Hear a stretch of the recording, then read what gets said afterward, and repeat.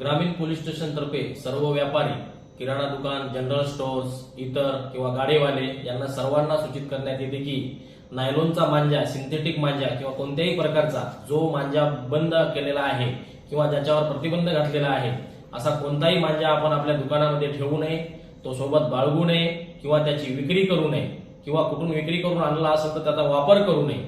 सदरच्या मांजामुळे मोठ्या प्रमाणात मनुष्याची जीवितहानी, वित्तहानी होते. त्याचप्रमाणे पशु, पक्षी, प्राणी यांना पण हानी झालेली आहे. कायद्याने सदरचा मांजाला बंदी आणण्यात आलेली आहे. जर असा कोणी मांजा वापरत असेल तर त्याच्यावर BNS प्रमाणे 125, 125A, 125B प्रमाणे गुन्हे दाखल करण्यात येतील. त्याच पद्धतीने जर त्यात जीवितहानी झाली तर 106A आणि नुकसान झाले तर 124 प्रमाणे गुन्हे दाखल करण्यात येत आहेत.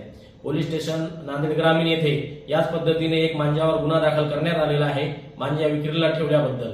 तसेच शासनाने प्रतिबंधित केल्यामुळे BNS 223 अशा जवळपास 4 ते 5 कलमांवर गुन्हे दाखल होत आहेत.